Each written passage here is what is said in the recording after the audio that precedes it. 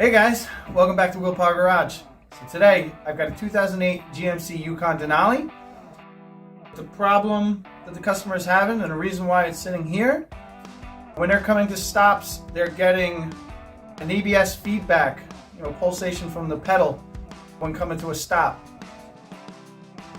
Without getting into too many details, when I hook up the scan tool to it, it's showing me a fault with the left front speed sensor.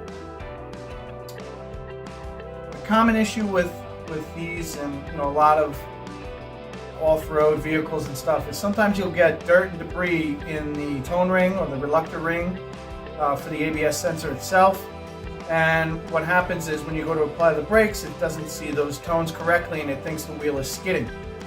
When that happens, it's applying the ABS system to try to maintain stability and traction. Sometimes with those you can just clean them up and everything will be okay. This one in particular, I had a bunch of wheel bearing grease or axle grease or something in there. Speaking to the customer, we decided to just replace the whole wheel hub assembly, which I was able to get factory AC Delco parts. The other thing I noticed is the outer axle boot is torn, so we're going to go ahead and we're going to replace that axle boot as well. So this video is basically just going to be how to replace the wheel bearing on your Yukon Denali. If you want, leave me a comment below. I'll definitely tell you guys how to scan for an ABS code to see which wheels could be at fault. I have to tell you, I had to even get a more elaborate code reader to be able to see actual wheel speed and or at least just to be able to read the ABS sensors itself.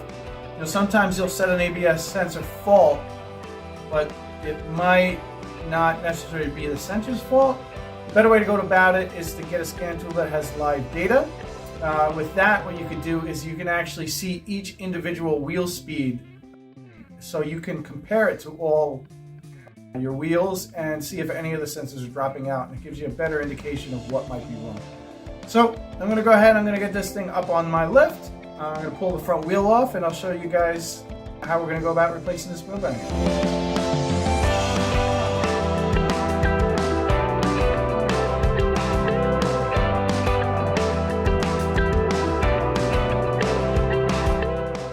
Alright, basically what I'm going to do to get to the wheel bearing and wheel hub, obviously the brake rotor is sitting on the hub, so I have to remove the caliper bracket, get the rotor out of the way. And obviously I need to remove the axle nut at the very least.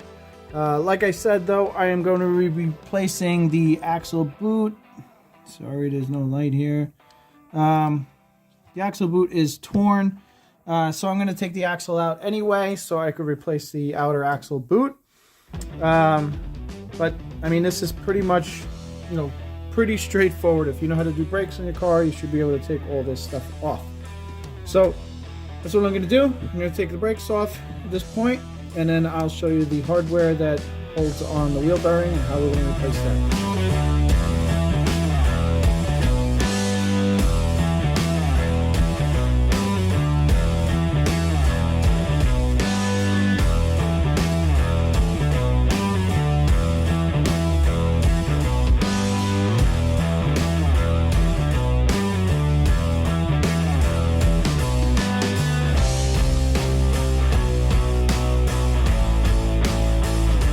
Okay guys, as you can see, I've got the brake rotor off.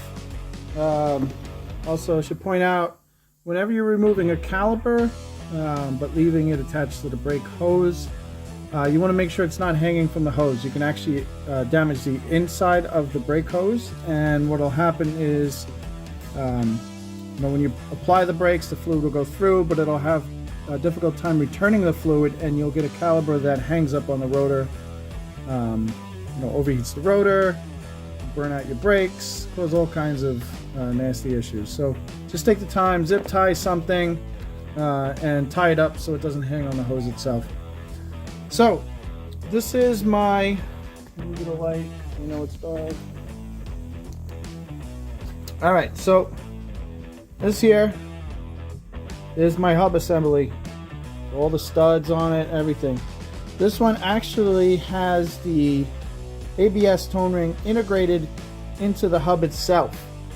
So that's part of the reason why I'm just going to replace the whole wheel bearing. The new AC Delco part came with a new sensor with the hub assembly as well. So I don't need to worry about if there's any kind of damage in the wiring harness itself here, which again can also be, you can buy this sensor separately if you need to. But like I said, when I pulled out the sensor, and you can see I still have it loose. Here's the sensor, there's not much to it. And I don't know if you could see in there. Let's see if I can get it to show up on camera. It's really hard to see. But there is grease in there. There's sort of like a green tint to the to that tone ring there. Not to mention, it looks like it's a little off-centered. I don't know if that's a problem or not, but because of these reasons, the wheel hub assembly with the bearing wasn't very expensive at all. So, not only that, it's only held in with 3 bolts here, all from the back side. You can see them. There's one by the axle, the other one up here, and again, right here. So that's all that holds this hub to the knuckle. You can see the amount of rust I have on this knuckle. So it might be a little stuck. It's going to take a little persuasion to get it out. But we're pretty much up to that next step. I think what I'm going to do next, though, is I'm going to start removing my axle. Because, like I said, I want to replace this boot here.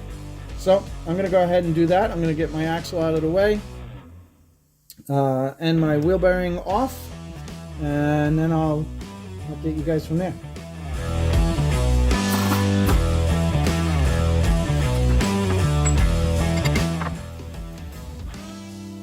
Okay guys, so there's the wheel bearing. You can see all the grease that's sort of been squeezed out of this bearing.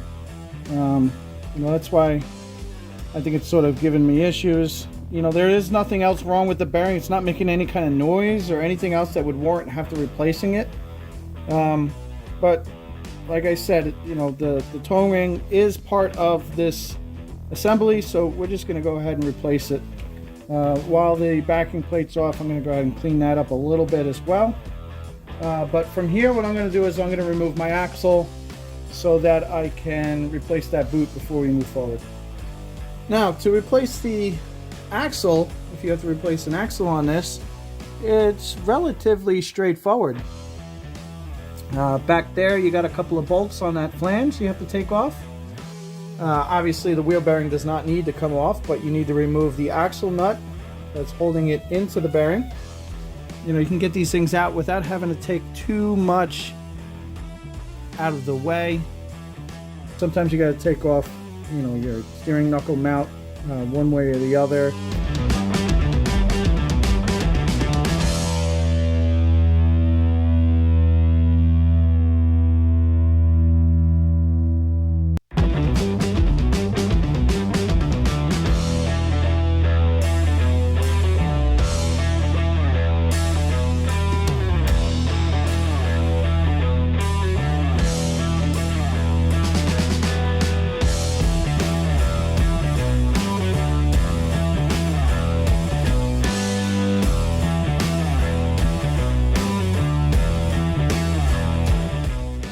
Alright guys, real quick, just so I can show you what I had to do. First off is I had to take off the upper ball joint so I can get the knuckle to swing out. And then the other thing is I had to take off the end links for the sway bar on both sides so I had room to get the axle out through this way.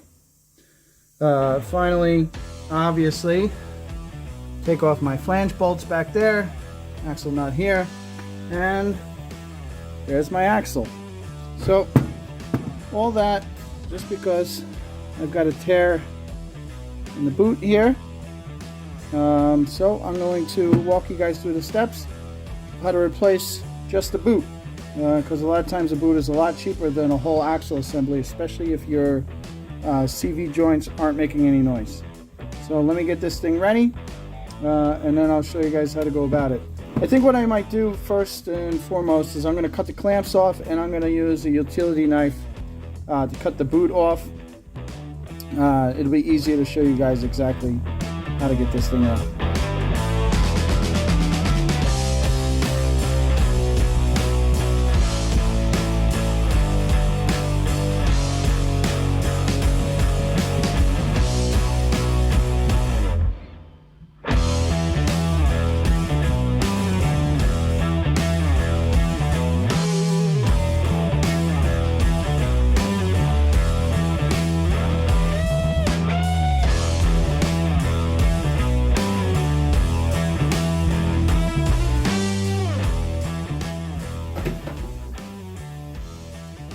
Alright, there's my boot off.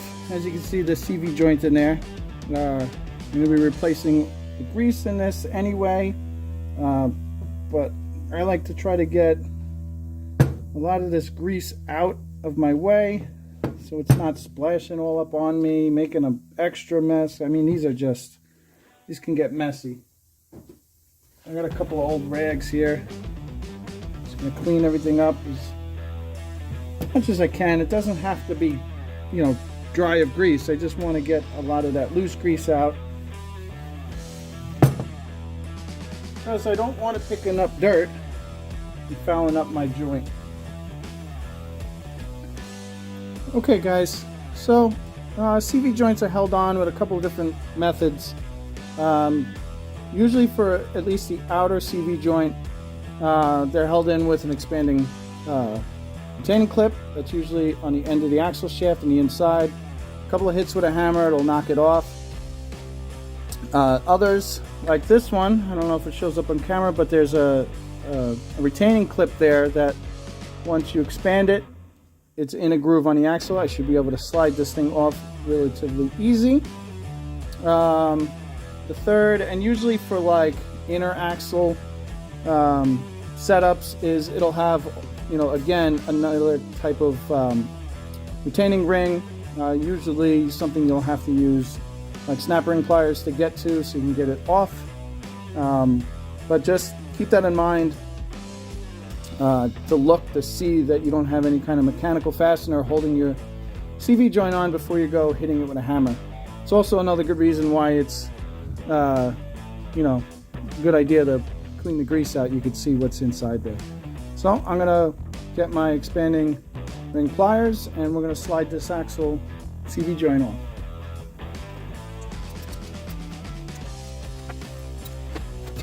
And that's it. Now in the camera you can see a little better the retaining ring that I was referring to.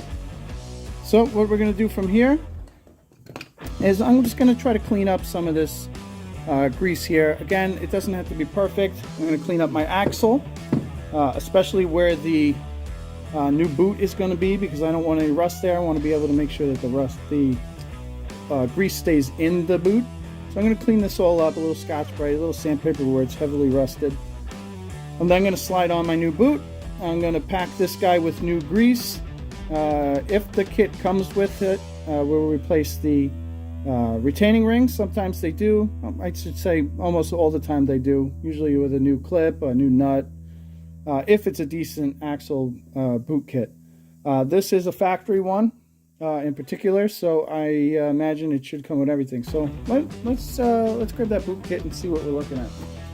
All right, here we go. Genuine GM axle boot kit. There's the part numbers if you're interested to buy the same kit. Comes with a brand new boot. Comes with a bag of axle CV joint grease, and yeah, there it is. There's a new retaining ring and new boot clamps in it as well. So you know, like I said, it's a pretty complete kit. But from here, what we're going to do is we're going to clean the grease off, clean the rust off. We're going to slide the boot back on, put my new retaining clip on the outer CV, and put my clamps on. Should be worth mentioning, before I put my boot on, because of this style of clamp, we're going to put this on first, then slide the boot, and then put everything together. Okay, so like I said, first thing, get your clamp on there. Otherwise it's a little harder to get on afterwards. I cleaned the axle up here best I can. What I'm going to do is I'm going to push this thing on nice and far, which is nice on this type of axle. Sometimes you can't do this, but it'll at least give me a little room so I can get in to get my CV joint back on that machined groove where the snap ring is going to retain it there. Once I have it like that, I'm going to put some of my new grease into the CV joint, and then the rest I'm just going to fill into the axle boot itself.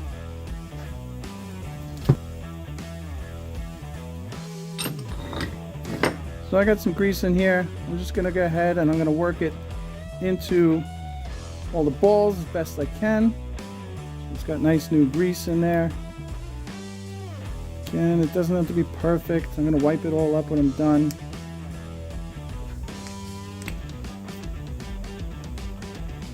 Just make sure I can get to that retaining clip.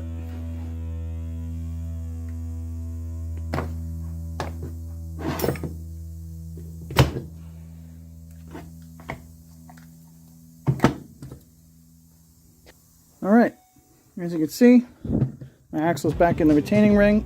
I can't pull it off, so I know it's good. Put this guy on.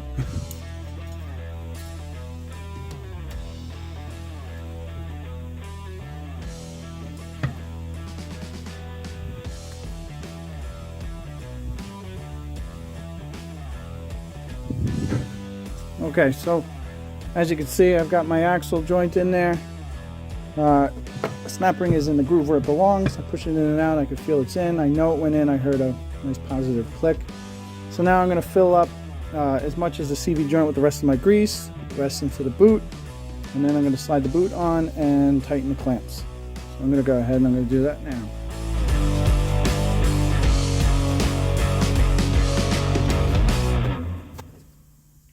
Alright, last but not least, tighten that clamp. These are the actual tools that work on these clamps pretty well. Kind of grab it like this, and what it does is it pinches the inside and pushes the middle down at the same time. For years I didn't have these. I would just use, side cutters, whatever you have, just to make sure that clamp is tight. So I'm going to tighten this guy up now. Okay guys, so I've got the hub area all cleaned up, wire brushed, brake cleaned, as best as I can. I'm not going to go crazy. There is some heavy rust on here. I knocked off some of the loose stuff, but that's pretty much good enough. Since I have my axle rebuilt, clamps tight, new grease in, wire brushed as well, everything cleaned up, ready to go in, I'm going to start with that. I just wanted to point out quick, on the axle bolts themselves, I'm going to apply some blue Loctite because I don't want to take any chances of those backing out. So I'm going to get the axle into place, and then I'm going to install the new hub.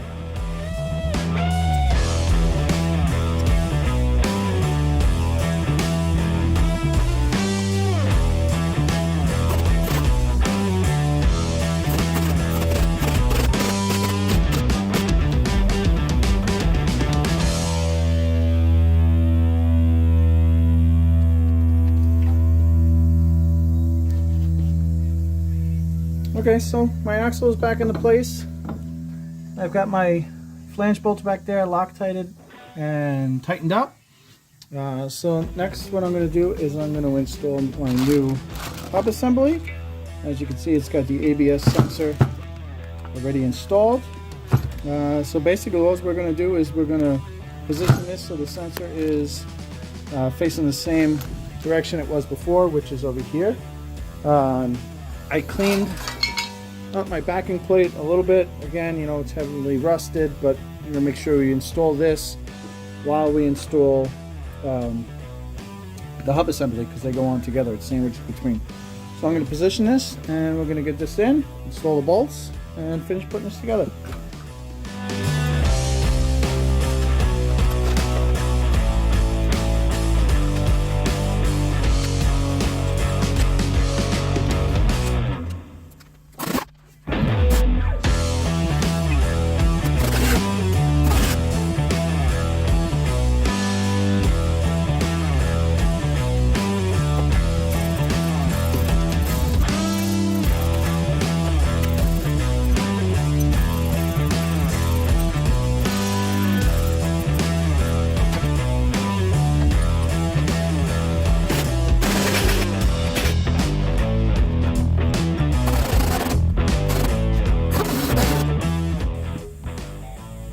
Okay guys, that's pretty much it. As you can see, I've got the brakes back on. Again, it's sort of the reverse of how we took it off, and if you were confident enough to do the wheel bearing, I'm sure you know how to do brakes on your car.